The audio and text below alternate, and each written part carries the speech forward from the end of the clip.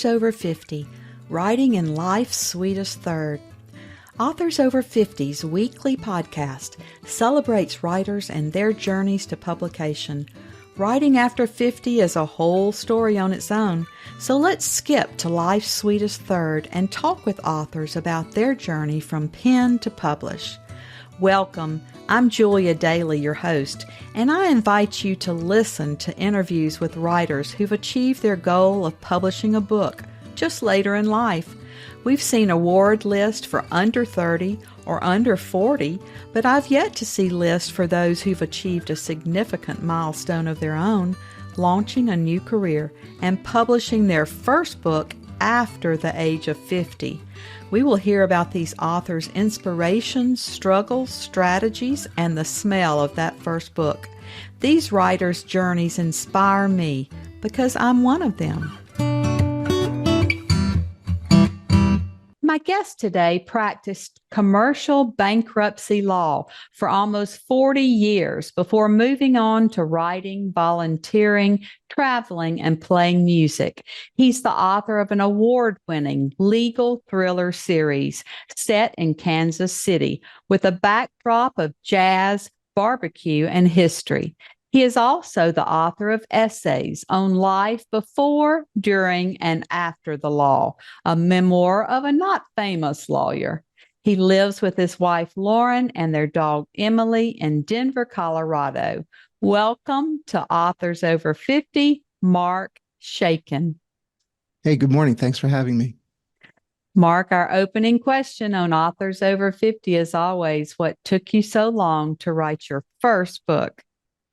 I wrote 2 books while I practiced law with co-authored with a colleague. But the real writing career took a while to get going and eventually took until I retired to get going. Life and career path decisions kind of conflict fairly regularly, not just in the practice of law, but in anything else. I actually wanted to take time off from college after I graduated to write a novel. I got talked out of that by probably a wiser parent than I perhaps was at age 21. And then after stints of driving a forklift on the graveyard shift and painting lines on the highway, mine were the crooked lines, as it turned out. I went to law school, and it took me 38 years to finish off the law business and move on to writing. Well, I interview a lot of attorneys and doctors and MBAs who are now finally writing their first book. So some of us, it just takes a little longer to get there. Yeah, I mean, the book was there, or the books were there. Certainly the memoir, I kind of feel like it wrote itself. I had 38 years to practice law and figure out what was going to be in the memoir when I was going to describe what the path was in what it was like to be a lawyer and what was the path out. So that one was kind of a labor of love, got it off my chest. But I had always thought it would be fun to write a legal and financial thriller series. So that had also been something that had been kicking around in my head when I allowed myself to dream about what it was going to be like to be a writer when I got done going to court. Well, did you leave the practice of law thinking that it's a good stepping stone for young people to go into today or to practice? Sometimes I hear from attorneys who are ready to get out of the practice. Yeah, I try to answer. That's a great question. It's a perfect question for any lawyer. I try to answer that in a way that I hope won't discourage people from going to law school. If you read the memoir, if a younger college kid read the memoir, they might get scared off a little bit. A lot of the things that I felt were what I felt, not necessarily the practice of law. But it's a great way to make a living. It's exciting. It's a hard way to make a living. It's depressing sometimes. It's all of the above. It gives you all access to all the emotions. But I don't think I would discourage folks from going to law school. And when asked what it was like, I tried to give a pretty unvarnished view. There was good and bad. Like all other professions, probably. Exactly. Yeah. Well, tell me why you chose Kansas City as your novel's location. Yeah, we moved around a lot, my wife and we ended up in Kansas City, and then started a family there, and so we stayed. And we were there for 25 plus years before we moved out to Denver. And I really enjoyed Kansas City. I still enjoy Kansas City. We go back. We have friends there, of course. And it's one of those flyover places. You know, people hear about it. If you say Kansas City, they know what it is. They know it's in the middle of the country, but no one stops there. It's some place to fly over when you're going from one coast to the other or from the south to the north. But it has a lot of stuff that activate interests of mine. It's very historical. I don't know that people know that, but it was a hotbed of Civil War activity during the 1860s. In many respects, Kansas City is in Missouri. Its neighbor, Kansas, to the west, was the reason that we had a Civil War, in many historians' view. Um, the food is amazing if you like barbecue. And I'm torn, having lived in Houston for a while, whether I want to say Kansas City barbecue is great or Texas barbecue is great, but I can call it a tie and be very happy. And so the books have barbecue. It's one of the places where jazz really developed in the 20s after New Orleans gave birth to jazz, and then people left New Orleans and headed north, and they ended up in Kansas City and stayed. And all of that is my little gumbo in the book. So the books have backdrops of Kansas City because that's where the star lawyer practices. And there's always some barbecue thing. I'm quickly working each book through one barbecue restaurant that we love that the two lawyers, the two protagonists, talk about things over lunch there. And it's just you sort of write what you know is the main theme, and I certainly know Kansas City better than any other place we've lived. Hopefully, at some point, I'll get the guts up to do something with Denver, but I need to know more about Denver before I do that. Well, I don't know much about Kansas City, but one of my daughter's high school friends moved there and she just loves it. And like you said, she said there are a lot of things here that nobody knows about. And maybe that's a good thing that they're not all flocking in there like they are to Texas. I get fact checked by friends back there when they read the books, Yeah. which is great. Yeah. And the latest book has a mob, organized crime overtone, and that is one of the legacies of Kansas City. It was one of the biggest mob towns, not in Chicago or New York, not East Coast or Chicago. And the research for that was fascinating. Really loved it. And for that book, for Cram Down, the fact checkers of the world will write me and say, I didn't know that. And hopefully it's all true. So it is an attempt to mix true fact, true history with fiction. And I kind of enjoy that type of writing. And now everyone knows Kansas City because of those Chiefs and Taylor Swift. Yeah, I don't know what to make of the Taylor Swift thing, and the It's Chiefs an aren't. angle, it's a publicity angle. It's working. It's working, but for the diehards to pan over 10 times a game to see her cheering in a box that costs a fortune I'm at sure they Arrowhead grit their Stadium. teeth. Yeah, I do. So Yeah. Well, you've also chosen an African American woman to be your main protagonist. What inspired that choice? I it, it, that didn't just sort of happen. That developed in my thinking over a number of years. Um, I'm obviously not black, and I'm obviously not a woman. And I very much believe that because I'm neither, I don't actually know what it's like to be a black woman in a large law firm, any place in the United States for the longest period of time. Law firms, like so many other things, were, white men's clubs. And to arrive at a law firm as a black woman and try to make your way through and climb the ladder is hard. And I can observe that, but I don't necessarily know all of what it's like to feel all the feelings that somebody would feel. Um, but on the other hand, I didn't want to write books that were represented just me. So a book full of older white men wasn't my vision of what we have in America. And so I wanted the book to be diverse, and I think they are. And I wanted the books to represent what my view and my circle of friends are. And so I thought that it would be interesting and powerful, and it would give me a vehicle to address some of the social themes that the books do address. Um, the third in the series, and the protagonist's nickname is 3J, Josephina Jillian Jones. And in the third book, she has to, lock horns with a white nationalist. And that gave me a chance to use that as a vehicle to address some, things that are going on in America. Oddly, perhaps in a thriller, financial thriller, a legal thriller context, but I am pretty committed to doing that. And I think 3J gives me the chance to do that.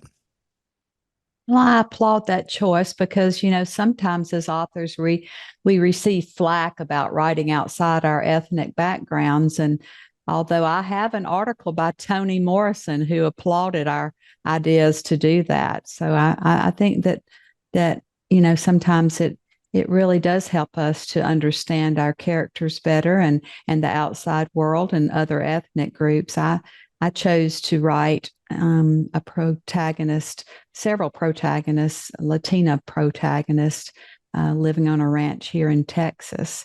And so I had the sensitivity readers, look through and make sure that I got, as close as I could to what being a Latina woman here in Texas would have been like. I didn't want any stereotypes. Hmm. Yeah, exactly. I mean, I think other authors sometimes shy away from that because they don't want to incorporate those things. But the reality is, and it's a good reality in my world, the reality is we live in a country where there's all different kinds of people, lots and lots of different kinds of people. And for me anyway, the fictional books that I'm writing should, in some way, try to reflect the America that I know. Well, once you wrote your first manuscript, how did you proceed? Did you search for an agent, decide to use a hybrid, a small press, or did you self publish? So in the first two books, way back when I was practicing law, I was completely spoiled, although I didn't know that. I had a publishing company and they took care of everything. All I needed to do was deliver chapters, and they did all the marketing, they did all the things that um, I had no idea what went into doing. When I started off, when I retired from the going to court and started writing, by that time, so this is 2019, 2020, the number of publishing companies in the country well, in the world, had shrunk dramatically. And the prospect of me then trying to find these six publishing companies and convince them that my manuscript was the one they should be reading was daunting. So I didn't go that path because I'm getting older and I didn't want to be 10 years into the first book and still be writing publishing companies or agents and begging them to take a look. So I decided to self-publish and just completely self-publish rather than have a vanity press or somebody that I was paying to do all that for me. So I hire my editor, and I hire a proofer, and I have a cover designer that I really like, and his company also formats the book for me. And once that's done, the world of computer files takes over, and then the book is published. And the bigger problem is the thing that my original publishing companies did for me was marketing. I didn't really have to do anything. I could run around and give speeches, which I did, but other than that, um, they took care of everything. And what I knew about marketing, you could put in a thimble and still have some room left over, as it turned out. So I'm still learning.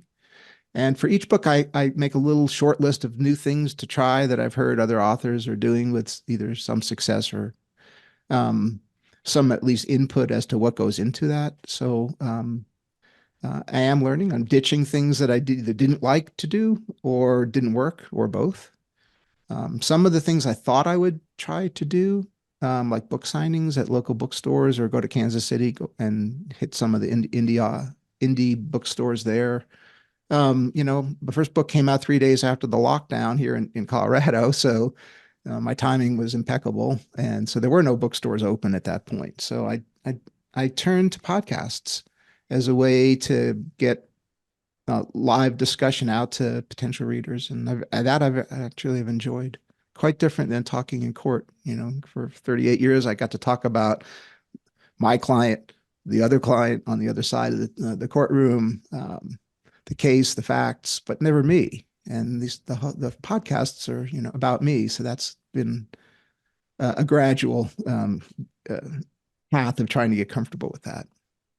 Well, you've definitely hit on, I think, what an author's greatest challenge is, and that is publicity, and most of us enjoy writing, and you're certainly on the right path. They tell us that a series is the only way to really earn out any significant money in this business. So you're on the right path. But tell us more about what publicity you've tried and maybe something that you feel is working other than the podcast, or maybe something you've tried that doesn't work that will save somebody else following that same path. So I've tried free book giveaways, and I've tried Goodreads giveaway, and I've tried paid giveaways where the price for the ebook is reduced, sometimes greatly reduced to 99 cents or $1.99. Um, the free book giveaways, I'm still pondering what I learned from that. I think free book giveaways attract a different type of reader, and maybe not even a reader. People just grab a freebie and maybe they never even sit down to read the book. Yeah, one of the things that you lack as an author is the greater amount of data to know what happened after they cut the book. I do a lot of social media and then trying to increase that, and trying to get better at focusing the social media campaign on potential readers. I'm gonna start a Facebook campaign, which I've not done before. I've dabbled in it, but there's this website called Upwork where you can connect with people that actually are experts in how to choose an audience on Facebook and how to structure, your little box with 5 words in it to make somebody interested in clicking on the book, which I've tried with some success, but it's clear I don't know what I'm doing. I'm not a marketing expert at all. I hold no marketing degrees at all. Amazon ads, which I've tried for the first time now, is having some success. That obviously targets people that are readers because it's readers who get to the end of their book they just finished on the Kindle and up pops you might be interested in. So that's attractive. The trick is to not mortgage the farm while you're doing this because it can become quite expensive, and I'm very aware of that. I'd like to do more on TikTok. But at 68 years old, I have to admit that I don't really understand TikTok or book talk, I guess specifically for books. So that's my goal for Cram Down. That's my new thing. Understand TikTok or try to. And I may seek some expert help on that. So, a 25-year-old that actually can help me with TikTok. Well, it's all those influencers, and Yeah. and now I hear so much about the TikTok shop. So I guess we can sell our books there, and maybe we'll reach that audience, Yeah. and maybe some of those influencers. But you're like me; my books are in specific settings, and certainly going back to Kansas City, and you can do your own virtual tour there as well, and show some of the locations where your book is set, like that barbecue restaurant that you like. And, it's amazing how many of these locations actually will carry our books. Maybe even that restaurant might want to have some in the front since they're mentioned there. So Yeah. that's what I did when I went back to New Orleans, where my first book was set. I went around to the local bookstores, and because it was set there, they wanted to carry some copies. And, the book clubs there, want to read about their city. So you could certainly do all of that in your setting. And I speak, and I would like to get in front of more book clubs. I've done that. That's fun because it's a room full of readers, and they've read your book. What a great combo. And I like to go there to offer to go there in person. They've all said sure because not all authors do that, and it's actually a pretty fun hour and a half with a back and forth with people that have read the book and have come kind of loaded with questions or discussion points. So I enjoy that. I love that too. It's one of my favorite things to do. I've zoomed into so many book clubs, but when I actually get to be there in person, it's just so great. And I've been in a book club myself for 30 years, and until this year we never even had an author come to speak Mm. to us. So, it's special and they love it and they treat you like a celebrity. Oh, I know, I know. And I enjoy it. I Yeah. do enjoy sitting around talking about the characters, and um, I've done some lawyer promotion because there are legal thrillers. Not all lawyers run home and want to read a legal thriller after spending all day in court, but some do. And that's funny because I'll just get ideas tossed at me. Well, what about this for the next book? What about that for the next book? And I try to make sure that the stories are not things that actually happened to me in my career. They're more imagination things that I've dreamed up. I don't want any opposing counsel or clients to be able to think, oh, that's me in the book. That would be bad, in my opinion. So, but the ideas that get flung at me are it's wonderful. I'm sitting in a room with people that maybe they've decided I would like to write a book too. But in the meantime, why don't you write my book for me the next time? Yes, because we all think we have a book in us, but not everybody does. Right. And some of the book club members will also go down a path with one of your characters that you never even dreamed of, and you're just like, wait, I never thought of that. How did you get that out of that paragraph? Exactly. Exactly. Well, speaking of our books, why don't you tell us a little bit more about the passages that you've brought to share today and then read so we can hear your tone and voice? Okay. So a couple of passages from the latest book, Cram Down. In Cram Down, there's a couple that own a nonprofit company in Kansas City that named Abode LLC. And Abode builds homes for marginalized communities. It's much like Habitat, which I'm pretty involved with here in Denver. And so there's probably some Habitat bleed over into the fictional company Abode, to be sure.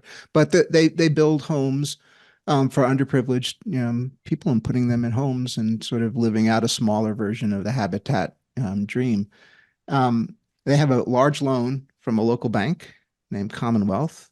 Commonwealth is a black-owned bank formed in the late 1800s, and through the generations of ownership in Commonwealth, it's now owned by the two remaining brothers, Jordan Brown and his brother Amadi Brown. And Amadi used to own the majority of the bank, but through a transaction that we won't bother with here today, the majority owner is now Jordan, and Jordan is and they're twins. And Jordan has a much different view of banking and banks, and he doesn't want to make this loan anymore to Abode. It's not profitable enough for the bank. And so with that, they're meeting as they do every year to talk about loans to renew for another year. And they come to this loan, Abode, which is really the only one that's going to be argued about. And the passage goes like this. Um, so rather than sitting across from each other at the middle of the table, they sat at opposite ends, as far from each other as the table and the room permitted. Amadi Washington Brown had been born moments before his fraternal twin, Jordan Lincoln Brown. They didn't look like each other and they didn't think alike. Their only commonality was the womb they had shared and the house in which their parents raised them. Nothing else bound them together. Nothing else about them was similar. 5 years earlier, they had inherited the bank from their parents, although in unequal shares. Under the will, Amadi was the majority owner. But this meeting would be different from past meetings. Things had changed. So they argue a lot. And there's some cuss words, so I won't read that over the air for you guys. But after they argue, um, the passage continues. Jordan looked away and said nothing. He didn't need to. Amadi had lost the bank to his brother, and he knew it. He had lost the debate, if it ever was an exchange of ideas, a fair exchange of ideas by advocates of different positions. And Amadi was about to lose Abode as a bank customer. The history of the bank, once made sitting around this table, was slipping away. The table was no longer a symbol under Jordan's reign. Now it was nothing more than wood, screws, glue, brass, and glass. Maybe so, Jordan, maybe so, Amadi said softly as he slowly shook his head in defeat. Jordan's face slowly curved into a victory smile. He had won. Good, then it's settled. The loan committee hereby denies the renewal request. It's your customer. It's your customer. Tell the Franklins to move the loan out of this bank. I'll give them 30 days from maturity to do so. And then? And then this bank will do what a bank does when it wants its money back and a borrower doesn't pay. I trust you know how that goes. Wow. That really makes us want to know more about that. And, I am so fascinated, I always have been, with twins. And I love your description about them sharing the womb and being so different, because there's, just like my own children, they grew up in the same house, but they're not even like their cousins. So I'm always fascinated to know if twins have the same thoughts and, if they're more alike than just, separate siblings. I think the twins I've known growing up, that I think they are. Everyone thinks that they're alike, but I don't really think that they necessarily are. Some are. Some, the twin number two may finish the sentence started by twin number one, but they're different people, and they sort of react to their environment differently and grow up, even though in the same family, just like two brothers might grow up if they weren't twins. Right. Well, you had to do a lot of research, you said, especially for the historical aspects of Kansas City. Do you always complete all your research before you begin writing, or do you do that as you go along? I think in the best of all worlds, I tell myself, okay, now you finish your research so you can start writing.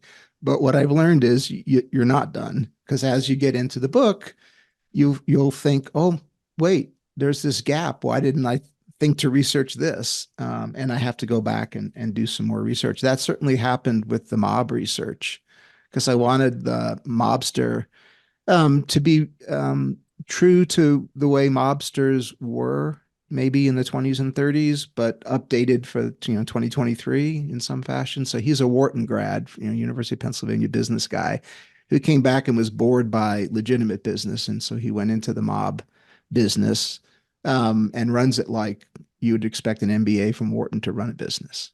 So that would be the update. But in that process, I realized, okay, he's meeting in this area of Kansas City called the Bottoms, which is a very historical area where cattle drives ended up before the cattle were slaughtered and shipped around the country. And I didn't know enough about the Bottoms, so I had to stop and make sure that what I wanted to say about the area was accurate. So that required some more research. And then that led to, well, were there any mob activities in the old days down there in the Bottoms? And there were. So the answer is I'd like to think I have, but I never have. Well, you're deep into this series. Will it continue, or will you start a new book in a different genre or a different path? So I've partially written another series of essays that I kind of go to for a break, which I'm going to call Head Talks, I think, as opposed to TED Talks. And and that may be people getting more into my head, and that may be a horrifying experience for them. I don't know. But there is going to be the next in the 3J series. I've almost finished researching, I think. Probably not, but I think.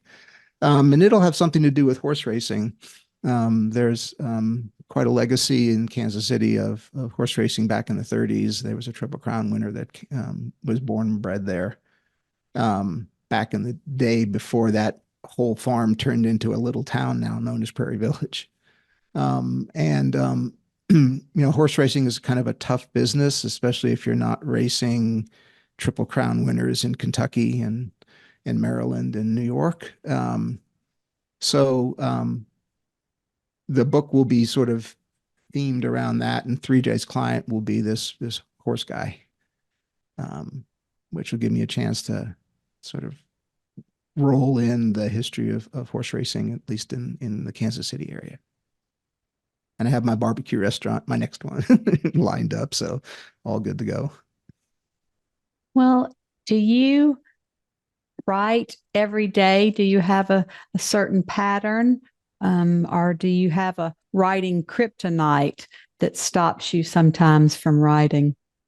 Yeah, I try to write 5 to 6 days a week, and I'm a morning person, so I'll get up and have my coffee and sit down at the computer. And I have a deal I struck with myself when I started all of this that I'd write for 2 hours minimum. And if only 10 words came out, then only 10 words came out. Um, Normally, more than 10 words come out. But by doing that, I sort of push aside the fear of what happens if I sit down and nothing happens, which is certainly a possibility. It hasn't happened yet. I'm sure it will. I think it happens to everyone. Um, and so that's my process to try to be very regular. I know there's people that, wake up at 2 in the morning and they've had a vision and they sit down and they start chunking away at the keyboard. And I'm not sure I could do that. I know I don't do that. I'm not sure what the words would look like, in the later in the morning if I went back and looked at something I wrote at 2 in the morning. There's a famous quote, and I can't remember who said it, but it was all sort of addressing this issue. And the idea is that you can't really edit a blank page. And so even if what you think you're writing down is terrible, write it. And that's what uh, writer friends, we all talk about this. You're obviously in that club, so you're either thinking about it or talking about it. But if you don't get the words down on the paper, even if you think they're terrible, you're not progressing and you have nothing to edit. And so the goal is to have something to edit. Well, you're obviously quite prolific. Do you have a certain timeline for each book? Some people will say, I'm going to write a book every year. I mean, some people write a lot faster than that. I'm getting faster, which may not be a good thing, but I am. I'm learning a lot. You'd write a ton as a lawyer, but it's not fiction. Well, at least you hope it's not fiction. The judge might have thought it was a little bit fictional when he read it. But the last book, Cram Down, I think it took me 3 months to write the That's first very draft. fast. Yeah, I mean, it just came flying out, which is great. And it makes it sort of interesting and exciting. And it certainly addresses the sit down and put the words down.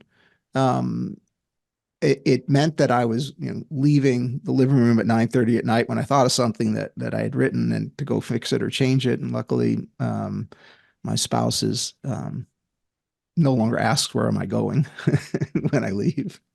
Um, but that's about how long it takes me to get the first draft of the fiction down. The essays take longer because they're shorter, and there's a lot of topics that kind of go through my mind that then I have to decide, do I really want to sit down and write about that topic, or is that a loser that should end up on the cutting room floor? So the nonfiction essays probably have a different path, and the memoir took about 9 months to write. Well, isn't it funny that the shorter versions of stories or essays or log lines when you're trying to do publicity. We can write 80, 90,000 words for a novel, but when somebody says, give me 3 sentences to describe this book, then it becomes so much harder.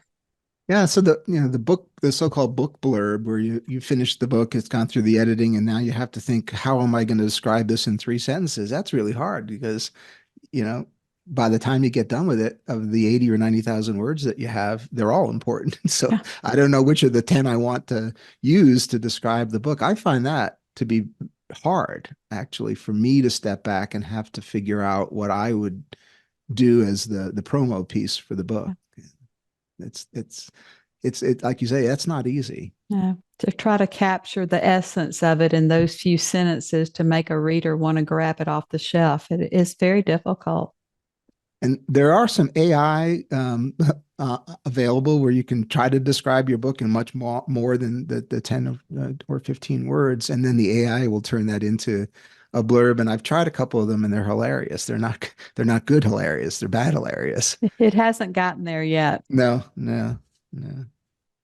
Well, Mark, this has been a great visit today. And as always, our last interview question is, our writers over 50 are quite a unique set. Do you have advice for writers 50 and above? Yeah, On the one hand, no, because I don't feel like I'm an expert, maybe even after 7 books, and maybe I'll never be an expert. But on the other hand, the thing that I find with the over 50 crowd when they start talking about how they'd love to write a book is that they wring their hands too much, and it's sort of back to my method of writing. And I wrote a blog about this on Goodreads, and it's just right. Sit down at the computer, and you'll be amazed at what you're able to do. But you just have to do it, and that's hard to get over that hump. But that's the most important thing. To borrow from Nike, just do it.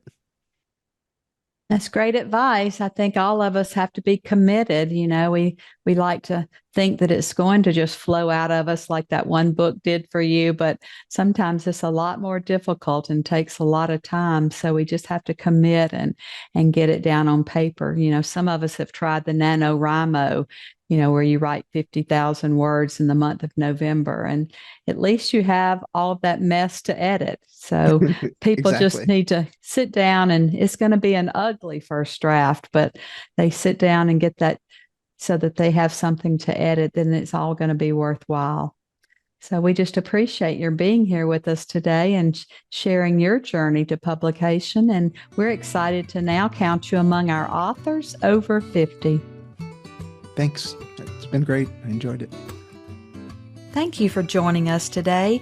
Please look for Authors Over 50 every Thursday when we will have conversations with accomplished debut novelists over the age of 50. Please subscribe and share with a friend. And check out my own publication journey after 50 at www.juliadaily, that's DAILY, like dailynewspaper.com. Until next time, keep reading and writing. And remember, it's never too late to fulfill a dream in life's sweetest third.